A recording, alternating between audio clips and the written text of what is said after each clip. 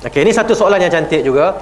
Orang yang buat kesalahan kerana jahil, adakah dia akan diazab ataupun tidak? Dia buat salah tapi dia jahil. Okey.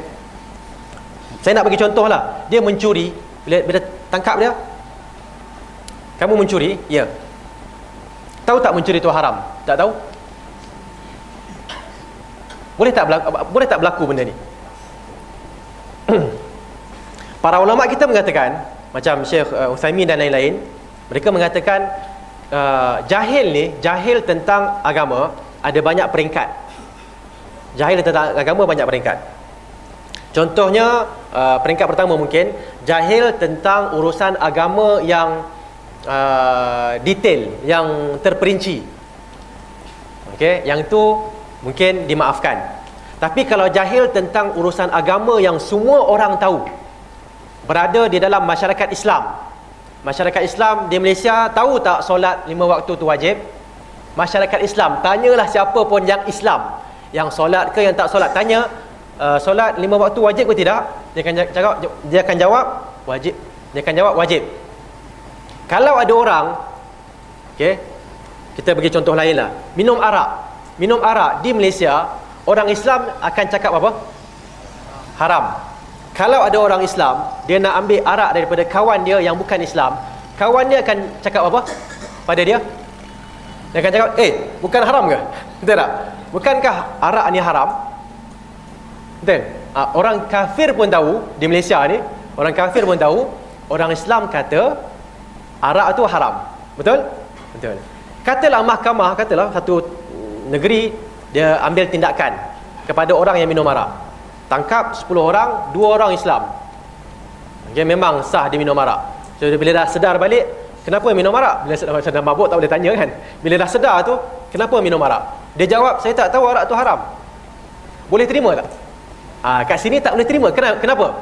Kerana masyarakat secara umumnya dia masuk kategori ma'lum minad din bid darurah. Dia ketahui secara umum bahawa minum arak adalah haram. Okey? Jadi dia tak boleh bagi alasan saya tak tahu, saya tak boleh dihukum. Tak. Kamu tak tahu benda yang semua orang tahu. Semua orang tahu, jadi tak ada alasan kamu mengatakan kamu tak tahu. Dan biasanya kat situ orang tu dia akan jawab tak tahu kerana nak melepaskan diri dia. Okey? Tapi kalau benda yang detail, contohnya okey, sekarang ni ada katalah ada bekas air macam ni, sebelah dia pun ada macam tu juga. Dia nampak lebih kurang sama, dia pun ambil yang ni, yang satu lagi dia ambil dan dia minum, dia mabuk. Bentuk dia sama macam Pepsi contohlah kan. Dia minum itu, dia mabuk. Okey? Jadi boleh tak dia kata saya tak tahu itu arak, boleh tak? Sini boleh.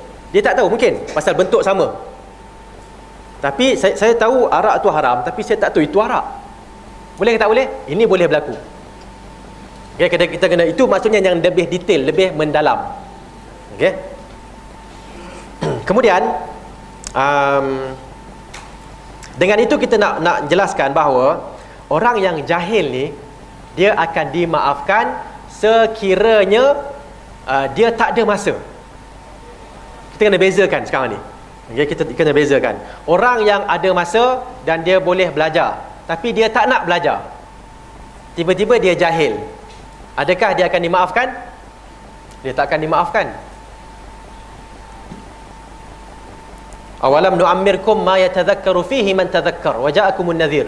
Bukankah kami telah memberikan kamu umur di mana kamu boleh mendapat tazkirah, mendapat peringatan, dan di mana Rasul Nadhir yang memberi amaran telah datang kepada kamu.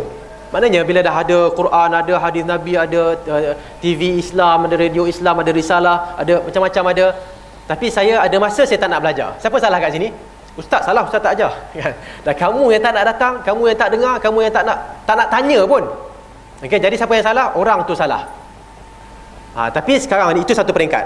Saya nak tengok satu peringkat lagi ialah orang yang, okay, pada saya lah kan, dia jenis kais pagi makan pagi, kais petang makan petang, tak ada masa. Tak ada masa.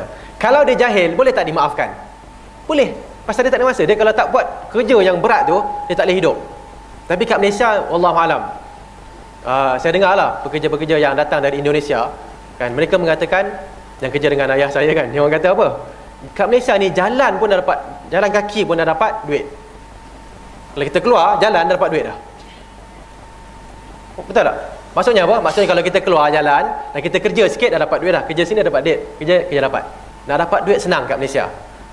Okay, jadi tak ada alasan sebenarnya untuk orang yang tak belajar. Tapi macam mana pun mungkin ada satu kumpulan yang manusia di Malaysia ini yang memang kehidupannya susah dan dia terpaksa apa? Dan dia terpaksa bekerja keras untuk hidup.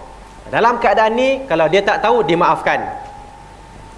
Okey, tapi kita nasihatkan agar mereka tanya. Bila tak tahu tanya. Okey, tanya dan ambil maklumat terus. Dia mungkin mereka tak perlu hafal ayat Quran, tak perlu hafal hadis Nabi macam mana yang kita yang ada masa ni perlu hafal. Okey, mereka hanya perlu tanya, ustaz ni hukum dia apa? Hukum dia halal. Terus pergi halal. Hukum dia apa? Haram. Terus haram. Tak apa. Tak payah ustaz dalilnya apa? Okey, hafal. Dia tak boleh. Dia tak ada masa untuk hafal. Okey.